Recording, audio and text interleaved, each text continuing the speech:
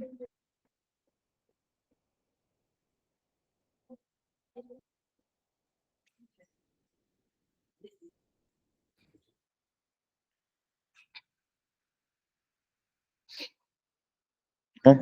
Assalamualaikum warahmatullahi wabarakatuh.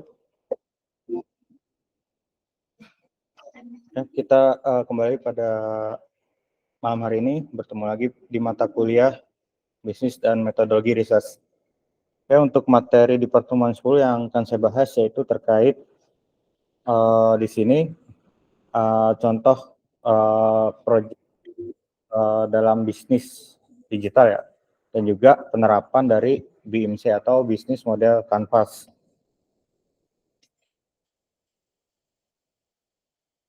Oke, untuk contoh ya, proyek yang menggunakan metode BMC atau Business Model Canvas, yaitu untuk usaha mikro dengan hantaran pernikahan. Jadi UMKM untuk hantaran pernikahan.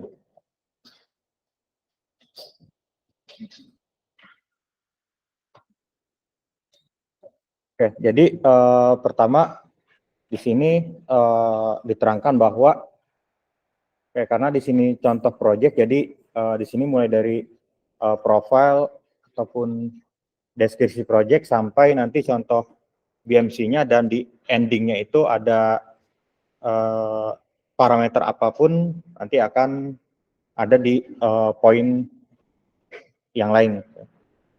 Kayak di sini untuk bisnis profilnya, jadi usaha mikro, kecil, menengah atau UMKM ya, yang bergerak di bidang sewa alat hantaran pernikahan, atau biasa mungkin kalau bidang usahanya bidang jasa ya, bidang jasa, serta jasa pembuatan hantaran pernikahan yang dirintis tahun 2021.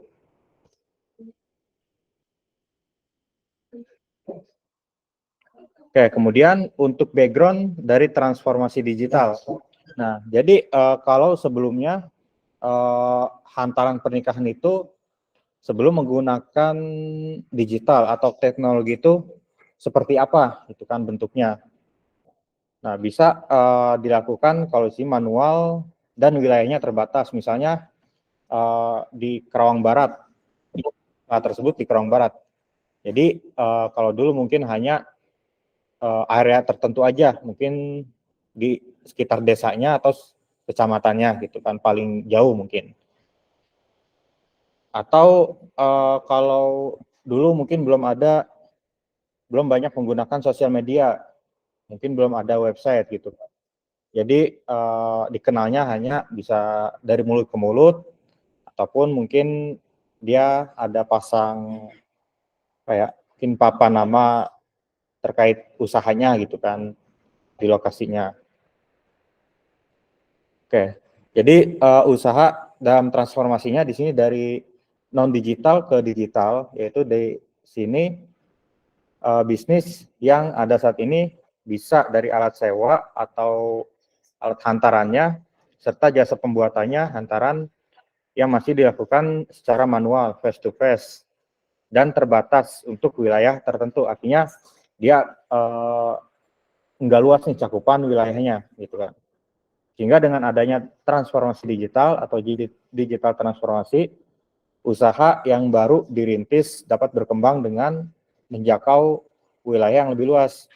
Oke, jadi poin utamanya ya dalam transformasi digital itu, misalnya kita punya rintis usaha nih, apapun itu, yang masih kecil-kecilan ataupun yang sedang dari kecil ke besar gitu kan, UMKM. Nah, misalnya secara manualnya itu kayak gimana gitu kan, misal catering nih, yang punya catering, nah atau jasa lainnya gitu, itu biasanya dia hanya cakupan area tertentu, ya mungkin satu atau dua kecamatan gitu kan. Nah, tapi kalau udah transformasi digital, entah dia pakai sosmed ataupun bentuk website yang lain, jadi ada lebih dikenal lagi, intinya ada bagian marketingnya juga gitu kan. Nah, itu bisa nanti lebih luas lagi, atau mungkin bisa muncul produk tambahan lagi gitu kan. Intinya perubahannya itu kalau kasarnya ya itu dari manual ke digital gitu kan, transformasi digital itu. Jadi bentuknya aja nanti gimana. Nah, ya misalkan kalau ada juga nih, misal bisnis yang transformasi digital itu undangan ya, undangan pernikahan. Kalau dulu kan belum banyak atau masih pakai undangan fisik yang harga satu undangannya itu kan bisa 2.000, 3.000 kan kalau yang bagus ya, atau goceng lah yang paling bagus gitu. 5.000 rata-rata paling 1.000, 2.000 kan gitu. Nah, itu untuk satu undangan. Tapi kalau sekarang udah pakai digital nih, undangannya digital. Pas dibuka keluar lagu kan gitu kan. Terus harganya setidaknya lebih murah gitu. Harganya lebih murah dan tentu enggak menimbulkan sampah juga kan gitu. Tidak menimbulkan sampah. Nah, itu salah satu perubahan bentuk bisnis transformasi digital dalam sektor misalnya jasa undangan gitu. Oke, jadi strateginya apa gitu kan? Apa strategi dan langkah yang akan dilakukan dalam proses implementasi transformasi digital? Ya, kita harus melihat misal dari produk kita itu jika nantinya berubah konsep dalam digital itu kayak gimana, kemudian secara ya pemasarannya seperti apa, gitu kan. Serta nanti ya bentuk-bentuk yang lainnya gitu. Tapi biasanya ya enggak semuanya berubah ke digital, ada yang tetap ya non digital gitu, tapi pasti perubahannya tetap ada gitu. Ya di sini ada contoh atau format ya dari bisnis model kanvas. Oke, bisnis model kanvas ini biasa dilakukan atau contoh metode dalam pembuatan kita nantinya mencari misalnya ada celah bisa itu nanti pengeluaran, pemasukan, ataupun nanti produknya akan seperti apa, kemudian hasil pendapatannya akan seperti apa, itu bisa kita lakukan dengan konsep BMC ini. Ya, jadi konsep BMC ini,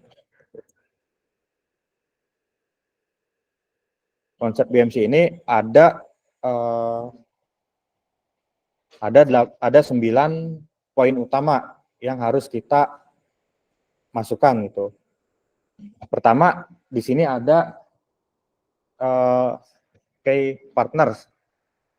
Nah, di sini kan karena kita UMKM-nya contohnya produknya, proyeknya itu hantaran pernikahan. Nah, partnernya ini tentu yang nantinya membuat hantaran gitu. Ya, misalnya kalau kita bikin kayak misalnya usaha jasa yang lain. Nah, itu pasti partnernya itu yang bisa atau yang masih terkait dengan jasa produk kita gitu kan. Ya kalau misal undangan gitu, ya berarti percetakan ataupun kreator yang bisa membuat undangan digital gitu kan. Oke, kemudian untuk partnernya lebih ke arah nanti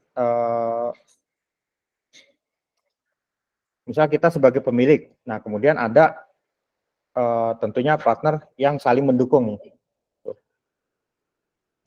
Jadi kita pemilik, partner misalnya yang bikin hantaran atau ada juga yang bikin produk masih yang sejenis atau yang beda tapi yang masih terkait dengan usaha kita gitu kan. Sebenarnya enggak hanya satu tapi bisa beberapa. Karena ini contohnya pernikahan jadi biasanya ya paling satu atau paling banyak dua gitu kan. Nah, atau bisa juga kalau cakupannya luas, nah ini bisa banyak tuh.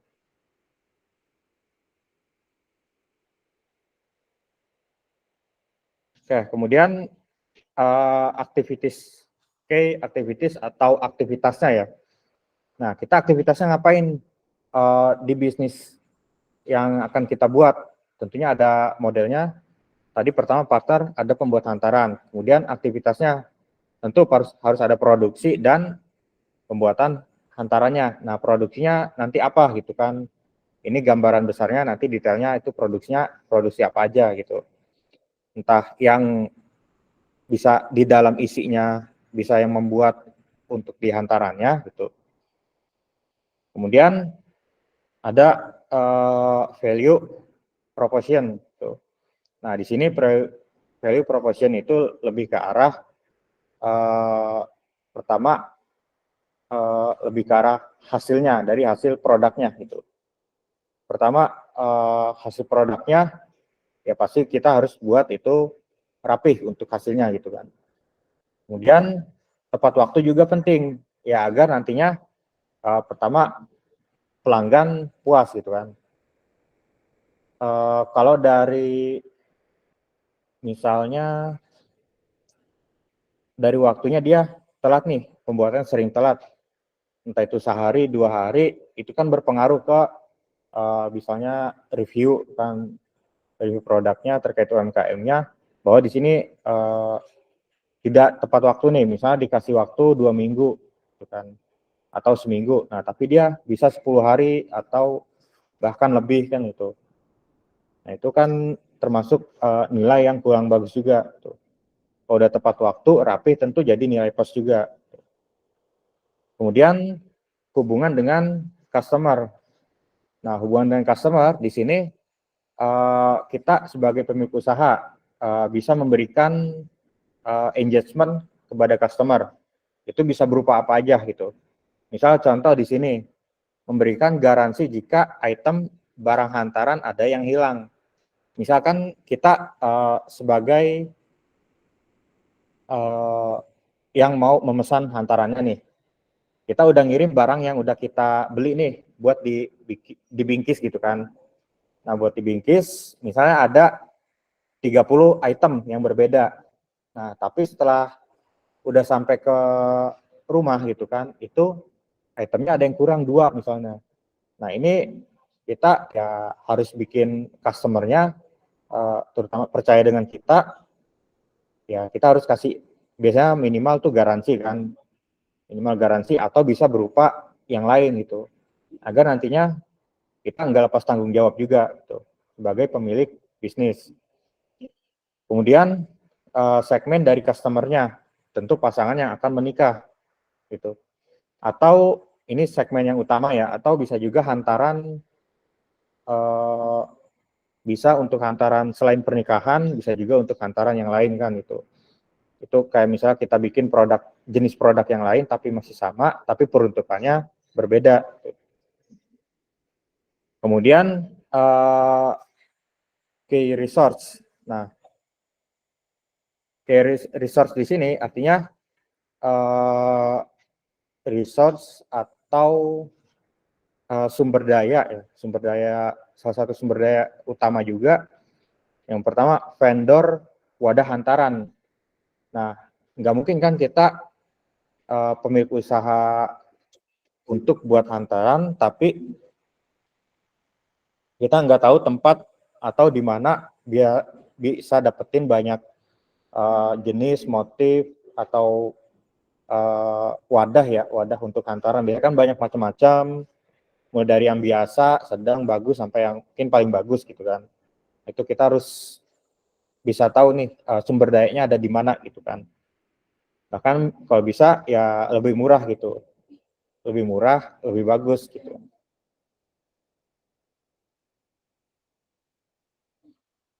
Ya, kemudian vendor untuk aksesorisnya gitu. Tentu vendor untuk aksesorisnya bisa ya aksesoris yang pada wadahnya gitu kan, wadahnya. Entah yang bisa di dalam wadahnya dan juga bisa yang di luarnya. Jadi kita tinggal hanya nggak usah bikin lagi gitu, tinggal masukin, artinya tinggal nempelin yang sesuai gimana posisinya gitu kan. Jadi udah masuk ke pemetaannya gitu.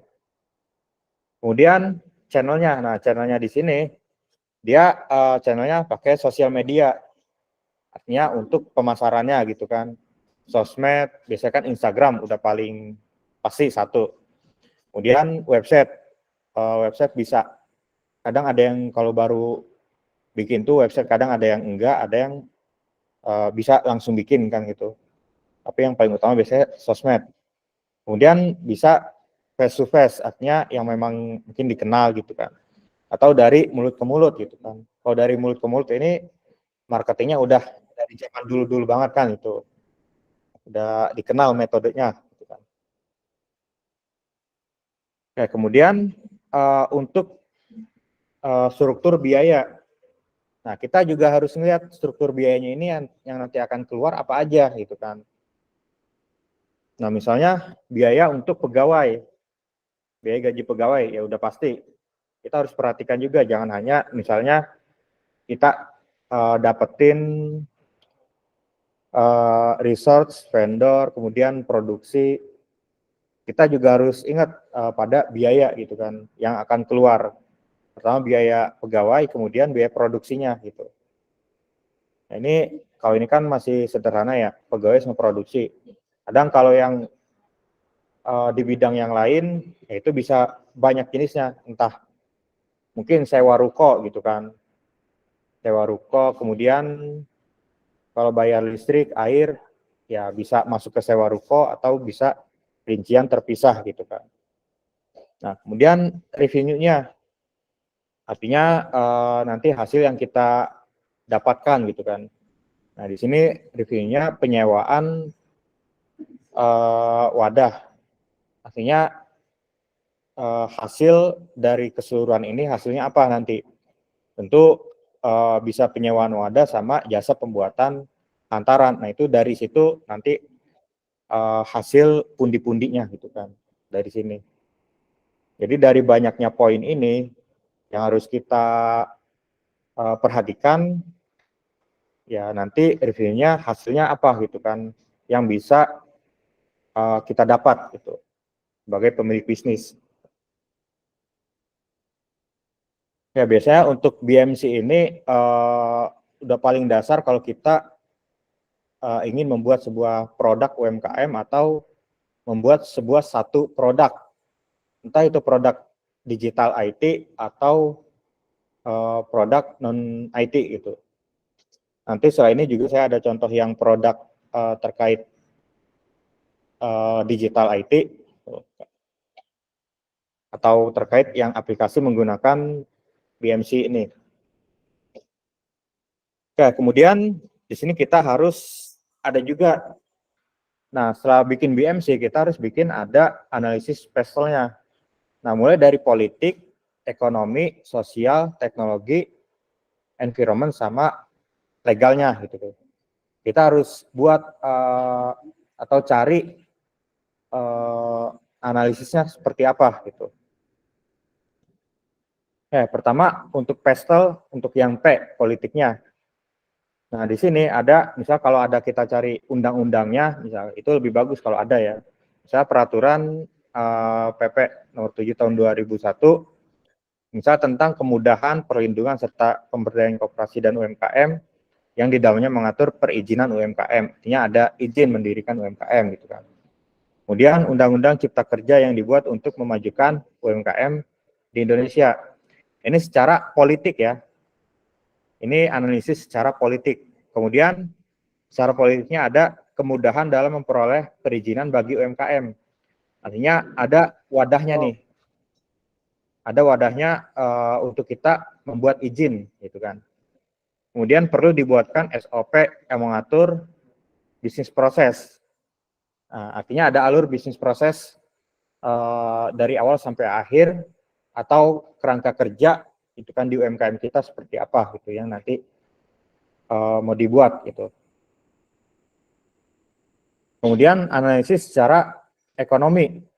Nah, di sini kebutuhan pasar dari para pasangan yang akan melakukan pernikahan dengan misalnya hanya nyewa peralatan aja atau ingin terima jadi gitu kan sampai dengan pembuatan.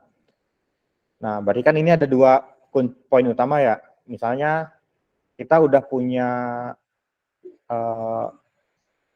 ya barang-barang yang mau dibingkis gitu. Kemudian kita juga sebenarnya bisa bingkis kan, mungkin sering bingkis kado atau apa. Jadi kita hanya nyewa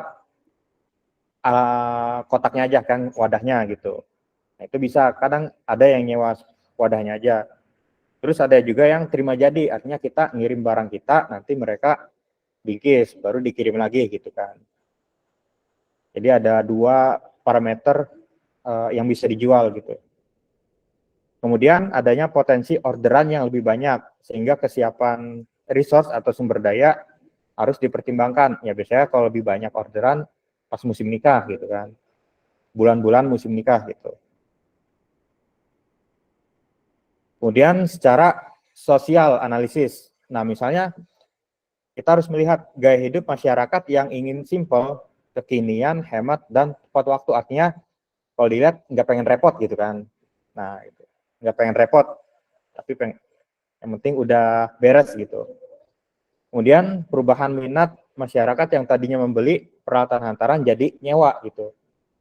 Jadi kalau nyewa kan kita bisa, kalau kita sayang bisa berkali-kali nih, satu alat, satu wadah bisa untuk beberapa kali gitu kan. Ya mungkin kecuali kalau ada yang rusak atau apa. Nah itu nanti kita bisa garansi nih, kalau rusaknya karena dari pelanggannya, ya pelanggannya harus ganti sekian persen gitu kan misalnya. Atau gimana tergantung si pemilik usahanya gitu. Nah, kemudian inovasi desain hantaran yang lebih kekinian.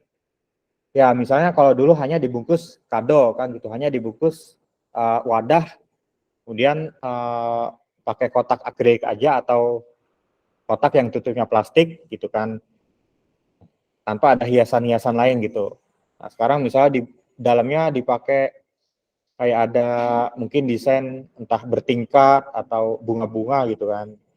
Itu bisa lebih variatif lagi gitu kan kalau ada banyak pilihan. Kemudian dari segi analisis teknologi. Nah, di sini perkembangan internet dan media seperti website, sosmed ya, dan aplikasi di smartphone memberikan kemudahan bagi masyarakat serta komunitas tertentu dalam mengakses.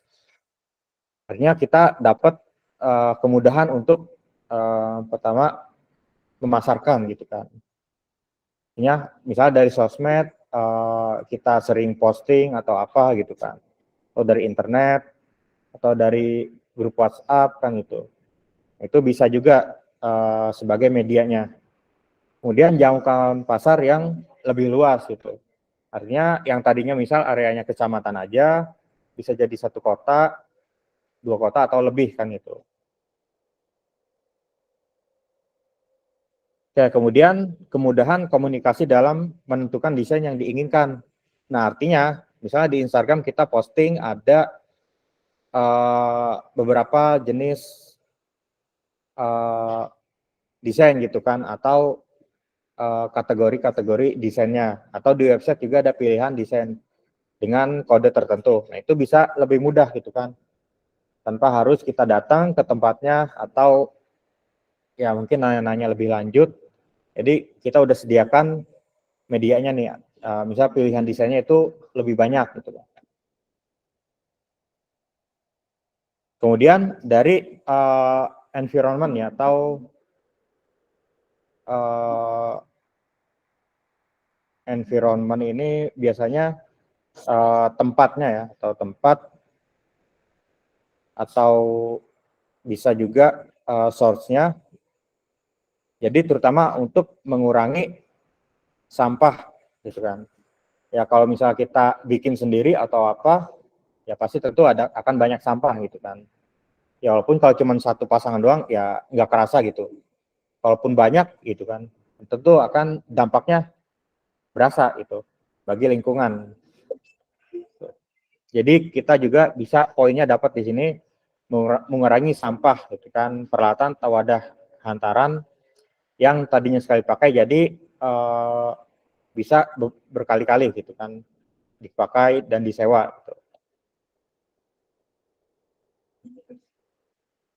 Kemudian untuk legal atau secara dari hukum ya, kekuatan hukumnya. Nah, di sini tadi ya, masih yang terkait undang-undang yang di awal, kemudian undang-undang cipta kerja, dan kemudian kita dalam memperoleh izin usaha. Oke, kemudian selain kita membuat BMC untuk produknya, mulai dari cost, resource, kemudian sampai reviewnya apa, kemudian kita tadi analisis dari analisis pestelnya itu seperti apa. Jadi kita dapat nih detailnya apa aja gitu kan, poin-poin yang mendukung dan dibutuhkan gitu. Dan nantinya juga bisa menguntungkan. Kemudian kalau analisis SWOT ya di sini dibagi ya 4 poin, yaitu strengths, weakness, opportunities, dan threats. Ya biasanya analisis SWOT ini pasti ada dipakai untuk baik itu untuk terutama untuk produk ya, itu pasti dipakai. Ya misalnya dari strength-nya gitu kan. Kayak misalnya dari strength di sini sudah memiliki produk yang ada, artinya produk yang ada itu karena kan misalnya kita menyewakan, artinya produknya nggak cepat habis gitu kan, artinya masih bisa dipakai lagi atau bahkan bisa diperbanyak dan diperbaiki lagi. Gitu. Kemudian produknya fokus dalam pengembangan. Gitu. Kemudian memiliki pengguna yang sudah terikat pada masing-masing produk. Nah, artinya pengguna ini pasti pasangan yang akan menikah gitu. Kemudian ketersediaan berbagai model desain hantaran yang bisa dipilih. Artinya kita juga menyediakan berbagai pilihan. Pilihan jenis media, wadah, serta variasi di hantarannya itu seperti apa. Kemudian desainer hantaran yang berpengalaman, artinya ada desainer perancangan gitu kan, serta yang bagian mengemasnya sudah berpengalaman. Nah, kemudian strength yang lain tuh ketepatan waktu, artinya waktunya ini secara dari pengerjaan pelayanan dia enggak molor gitu kan, tepat waktu gitu. Atau kalau bisa lebih cepat.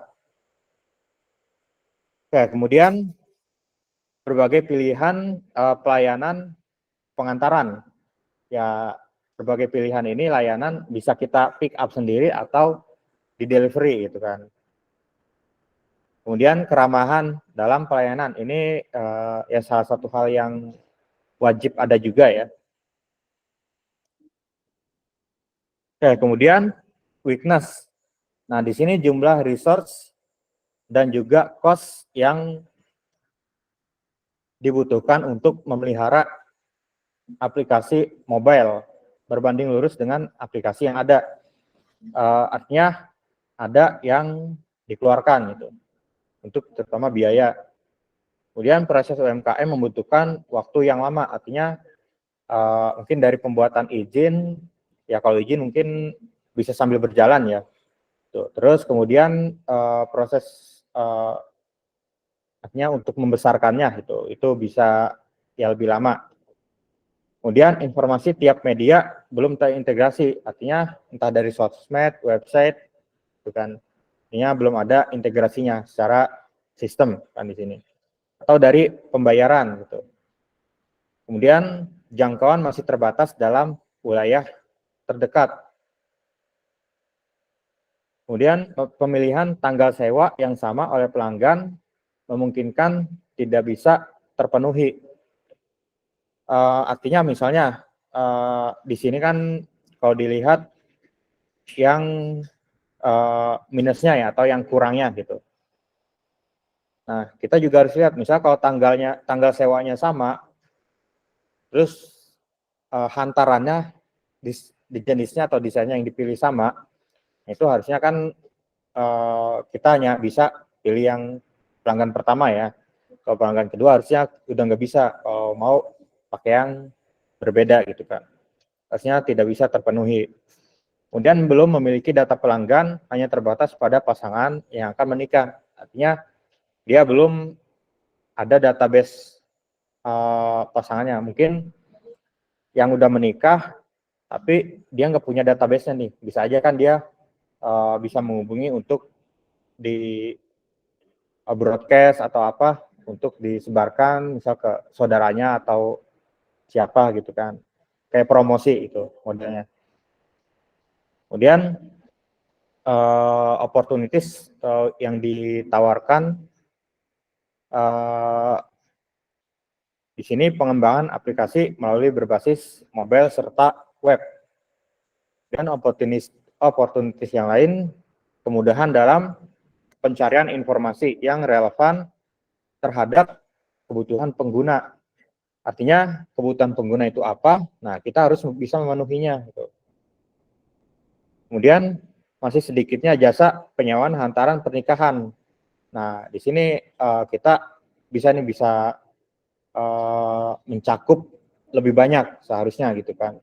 Kalau misalnya dari yang kita mungkin pasarkan atau tawarkan, jangkauannya bisa lebih luas. Kemudian keinginan pelanggan untuk menghemat pengeluaran biaya pernikahan. Nah, artinya ya di sini kalau kita ya mungkin ada yang beli wadahnya atau kotak hantarannya itu mahal ya misalnya. Kalau nyewa kan bisa mungkin setengahnya atau bahkan seperempatnya gitu dari harga satu kotaknya. Itu bisa menghemat juga kan biaya pengeluaran. Kemudian mewujudkan keinginan calon pengantin membawakan kontak hantaran sesuai keinginannya. Artinya ya memang sesuai apa yang dia pingin gitu kan. Mulai dari desain, warna, tampilan, ya kalau isinya udah pasti ya. Gitu. Kemudian triknya di sini misalnya ada beberapa UMKM yang sama, pasti ada persaingan harga gitu kan. Persaingan harga pasti udah ya cukup ketat lah gitu. Kemudian model box hantarannya yang tidak mengikuti tren terbaru, artinya ya kita di sini ya jadul terus ya mungkin biasa aja. Nah, kita harus bisa mengikuti tren terbaru atau bisa bikin sesuatu yang beda gitu kan.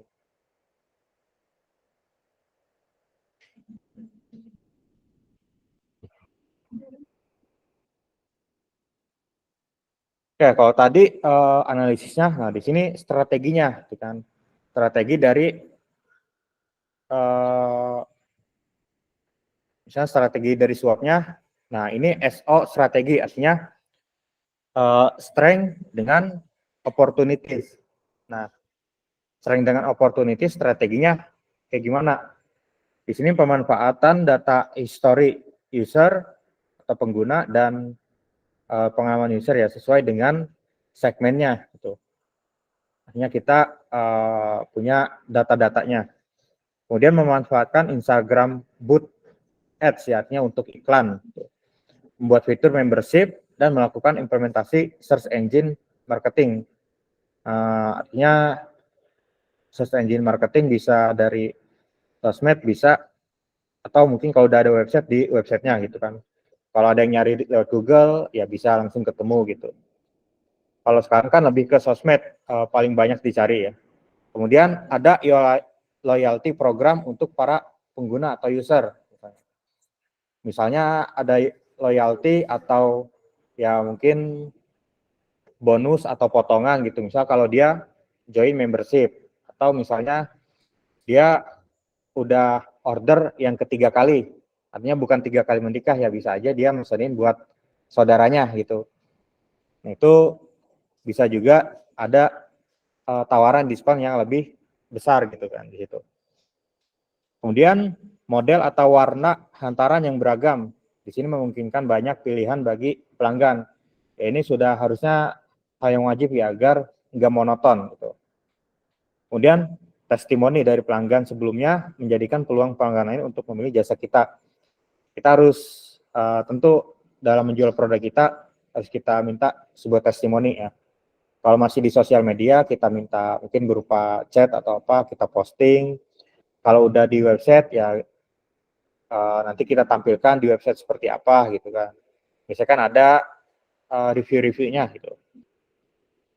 Kemudian strategi weakness yang kedua dengan opportunities ya, atau WO strategis.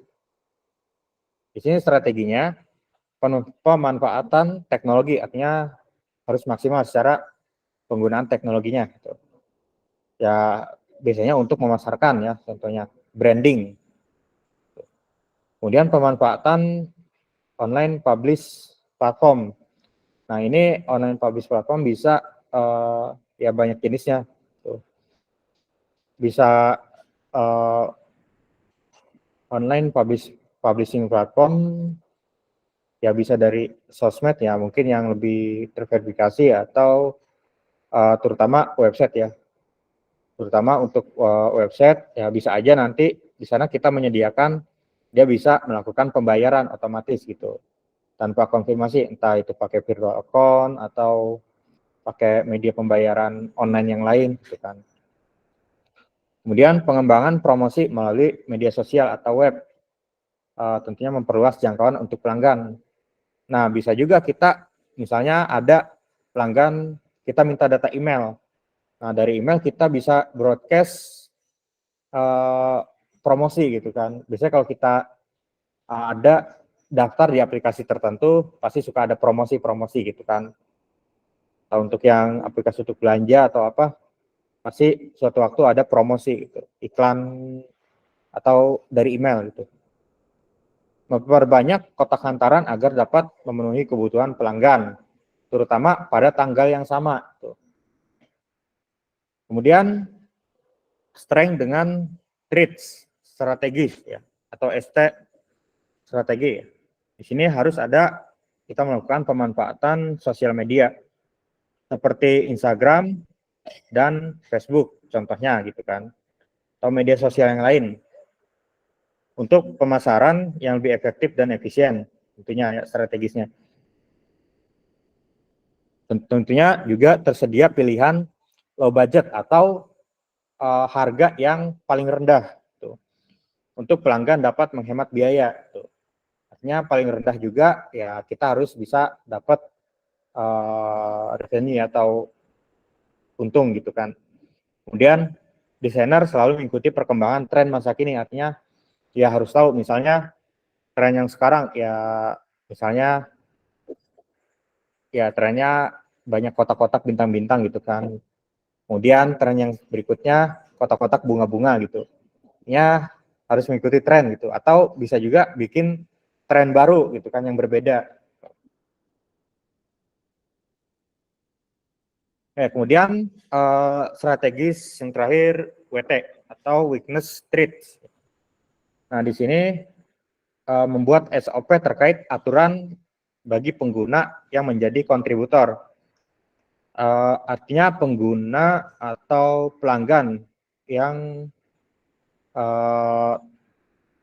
kontributor bisa yang membantu di UMKM atau bisa juga yang pelanggan mungkin punya nilai lebih gitu kan di produknya gitu, entah itu dari parameter apa gitu. Artinya dia ada keterkaitan dengan UMKM-nya gitu. Nah, di sini harus dibikin aturan. Ya bisa juga kalau contohnya seperti sponsorship gitu. Kontributor ya kurang lebih mirip dengan sponsorship. Artinya ada kita harus buat aturannya. Kemudian memperbanyak promosi di media sosial atau web pribadi ya. Artinya web yang memang milik sendiri.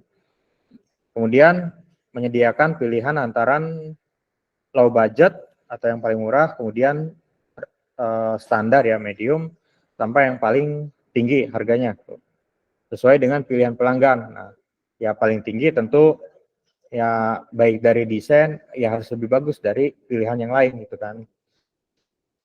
Kemudian serta banyaknya box yang bisa dipesan, misalnya yang paling bagus, kemudian ada boxnya yang 10, misalnya harganya berapa, misalnya 300 kan itu.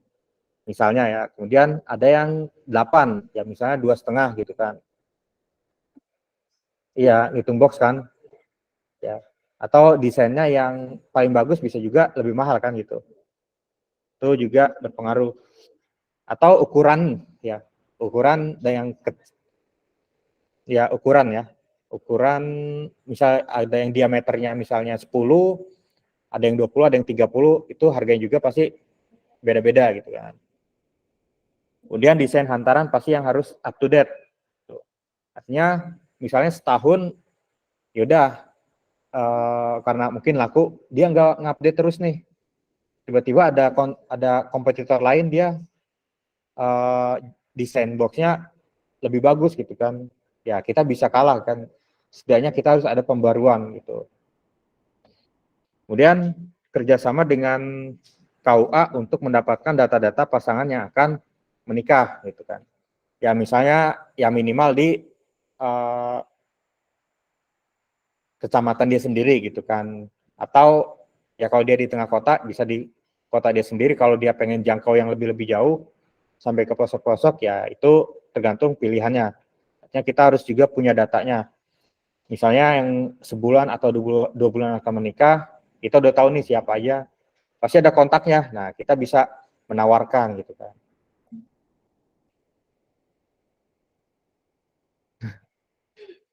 Oke, kemudian implementasi strategi.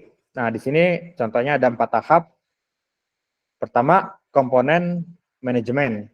Kemudian people management, eksekusi, planning execution, serta kontrol ya, atau memonitor.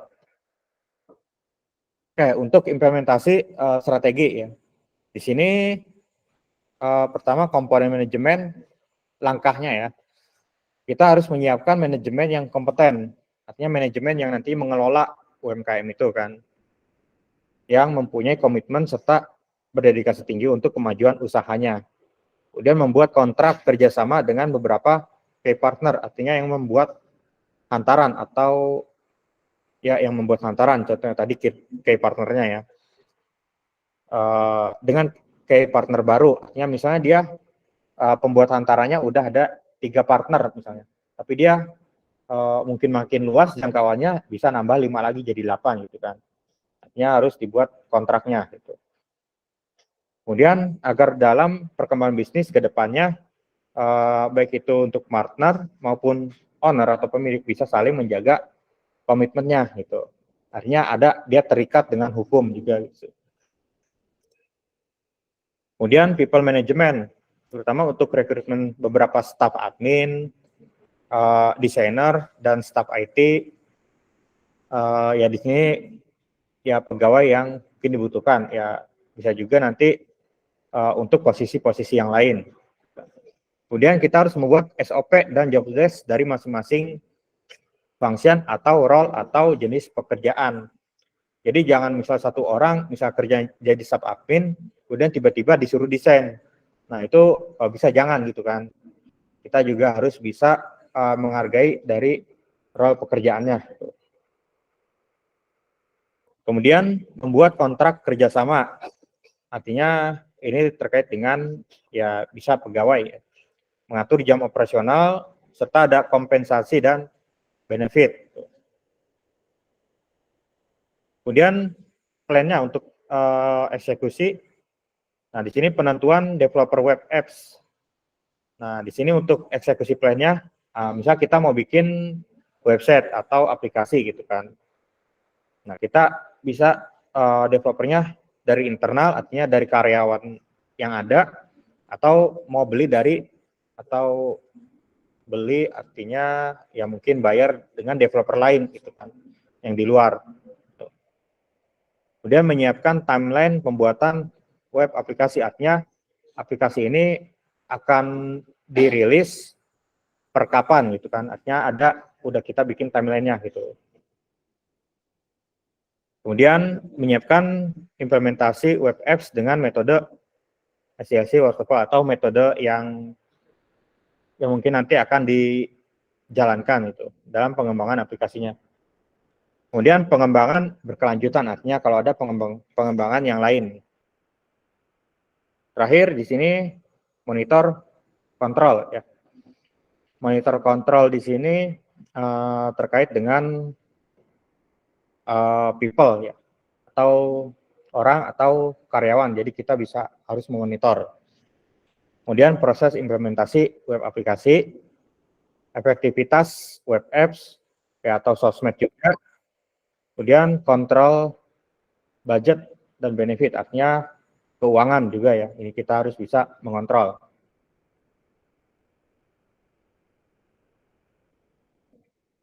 Oke, kemudian KPI-nya apa? Nah, KPI artinya capaian ya, artinya capaian yang harus dicapai dalam periode tertentu. Misalnya jumlah referral ya.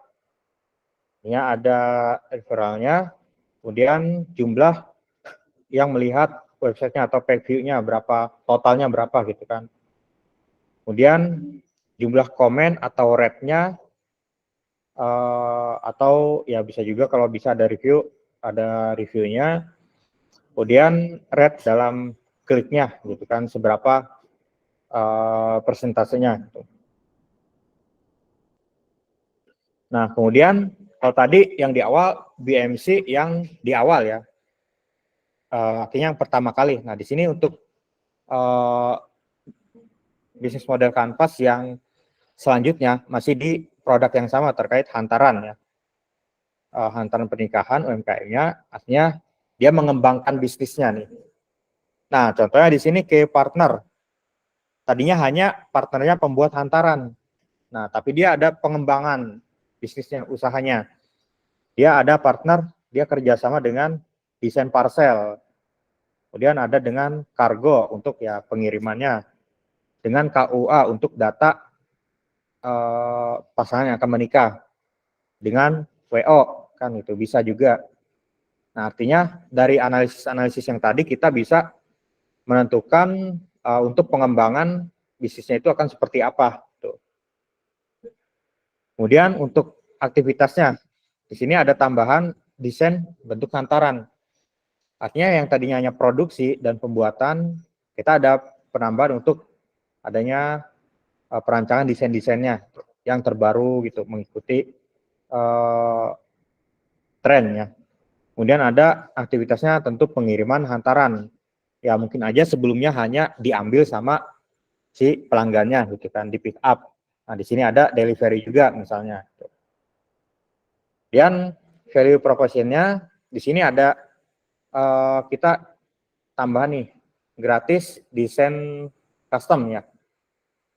Jadi gratis kita menentukan desain sendiri gitu. Kemudian ada gratis delivery untuk area tertentu gitu. Jadi misalnya areanya Karang Barat, Karang Timur misalnya gratis. Kemudian masuk Cikampek, masuk Rengas Dengklok, masuk ke Loji kan gitu. Itu bayar gitu kan. Ada tambahan. Kemudian hubungan dengan pelanggan. Nah, di sini menyediakan kontak person, artinya kontak person yang bisa pelanggan hubungi ke misal customer service kita atau ke admin gitu. Nah, kemudian mengirimkan promosi-promosi pada nomor customer yang pernah menghubungi kontak person. Artinya misal calon pelanggan menghubungi ya bisa aja nanya-nanya lebih detail ke kontak person. Nah, kemudian sewaktu-waktu ada promosi, ya udah di broadcast kan gitu promosinya ke pelanggan atau ke calon pelanggan gitu kan. Kemudian customer bisa customize, artinya customize terkait desain ya, dan juga layanan diskusi desain untuk custom desain.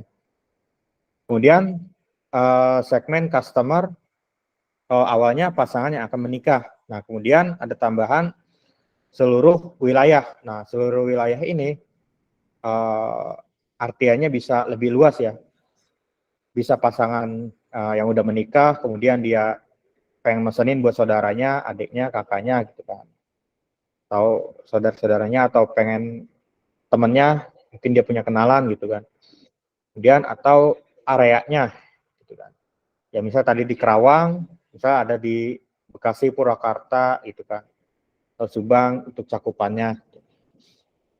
Kemudian resource, kunci resource atau sumber dayanya ya. Di sini ada tambahan untuk vendor kargo, untuk pengiriman.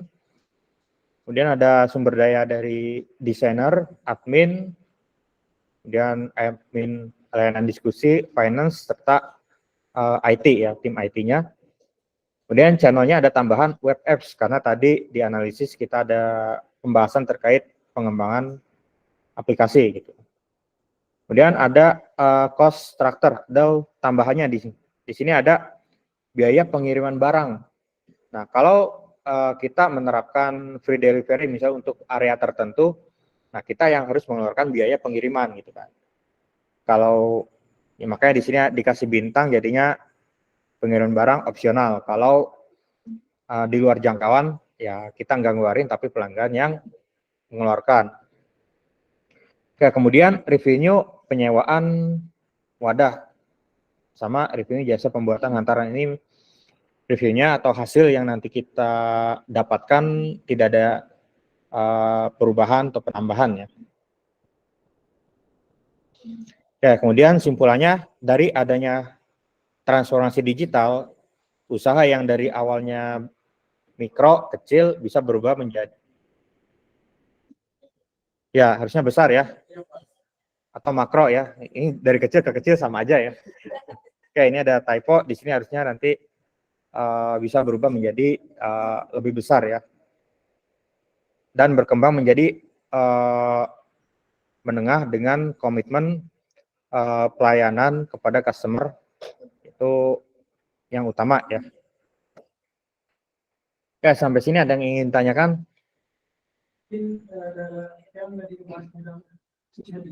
Iya.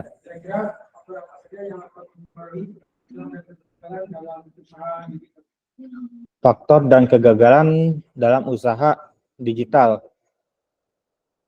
Contohnya masih yang ini ya, misalnya, atau yang lain, atau umum. Nah, faktor dan kegagalan itu ya sebenarnya bisa sama, bisa enggak. Nah, faktor kegagalannya terutama ya kita kalau bikin usaha digital itu nggak mungkin kan kita nggak memasarkan ya. Pasti kita memasarkan kan gitu. Pertama mungkin awalnya kita nawarin ke temen nih, gue punya layanan ini nih, gue punya bisnis baru nih, tolong dong bantu sebaring kali aja ada yang pengen gitu kan. Bisa ke teman, atau kita bikin sosmed, nah tapi kita kurang optimalisasi gitu kan. Nah di sosmed kita bikin, tapi kita posting terus, tapi secara viewer kan engagement-nya kurang dapat nih gitu kan. Nah itu kita harus cari kekurangannya apa, di kenapa kita tiap hari posting tapi engagement-nya kurang dapat gitu kan. Kita harus ngapain? Nah, kemudian dari website juga misalnya, dari website, nah itu kalau di website biasanya jarang yang akses website kalau sekarang. Biasanya paling nyari di sosmed dulu. Nah, kalau dari website ya mungkin sekitar produk, pelayanan, jenis-jenis, kategori.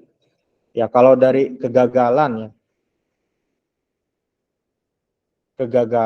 ya saya juga pernah nyoba bikin startup atau join startup sama temen, artinya kan bikin aplikasi ya itu. Nah itu pertama kita harus bisa mendapat kepercayaan gitu kan. Ya mendapat kepercayaan artinya kita bisa nih membuat produk yang calon pelanggan pengen gitu kan. Misalnya kalau bikin aplikasi, kita bisa meyakinkan pelanggan bahwa kita bisa mendapatkan atau membuat sistem yang mereka inginkan gitu. Nah, kemudian ya tentu itu harus bisa jadi untuk meminimalisir kegagalan. Nah, tentunya setelah itu misalnya udah dapat nih proyeknya gitu kan, atau intinya kita udah dapat nih, tinggal kita bikin aplikasinya. Ini dari pengalaman saya aja. Nah, misalnya kita ada target 3 bulan harus beres. Nah, kita harus bisa bikin itu kalau bisa kurang dari 3 bulan udah beres gitu kan. Ya mentok-mentok pas lah gitu kan. Nah, tentunya agar pertama rasa percaya pelanggan ini tentunya kalau tepat waktu makin ada dan tentunya bisa disebarkan ke teman-teman, mungkin rekan-rekan koleganya gitu kan. Pasti itu disebarkan gitu, itu udah pasti. Nah, kalau misalnya kita reputasinya artinya dari timeline molor atau banyak masalah, ini tentu banyak mempengaruhi nanti ke depannya gitu. Atau dari spesifikasi atau aplikasi yang dibuat tidak sesuai, ini juga akan berpengaruh gitu. Nah, kemudian tentu peran marketing sangat berpengaruh ya. Ya dalam kita bikin UMKM atau apa, pasti marketing perlu nih. Entah itu segmen pasarnya yang ditarget apa, pasti perlu ada tuh. Kan. Entah kita melalui sosial media atau ya nyebarin brosur atau broadcast ke teman-teman gitu kan. Kan kita minimal misal baru buka usaha, misal buka contoh ya usaha makanan, pasti kita broadcast ke teman kan gitu, broadcast ke teman. Nah itu salah satu media marketing pemasaran juga gitu kan. Ya pokoknya kita maksimalkan gitu kan. Ya dari kita bisa dapat kepercayaan, menjaga kepercayaan, itu juga dapat meminimalisir kegagalan. Kemudian marketing tentunya ya untuk mendapatkan lah gitu kan, mendapatkan kalau dari IT mendapatkan project gitu.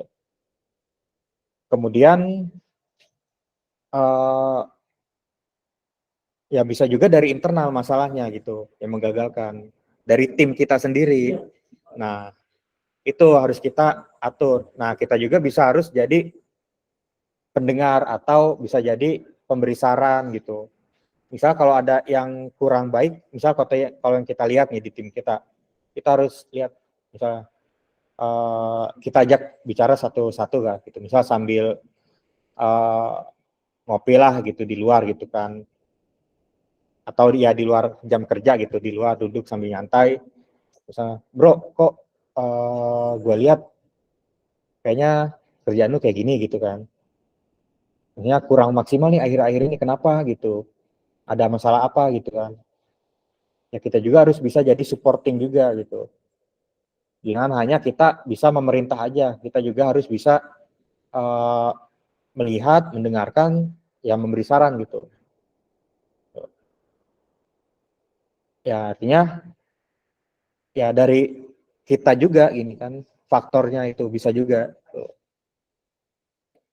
Mau bisnis apapun tentu bisa dari eksternal, malah paling besarnya pengaruhnya dari internal kita gitu.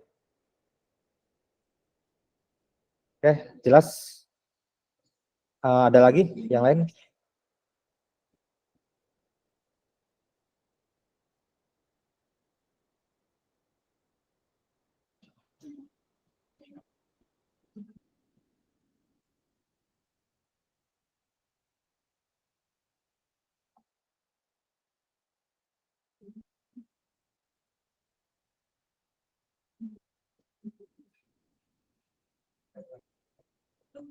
Oke, kalau tidak ada pertanyaan lain, saya tutup perkuliahan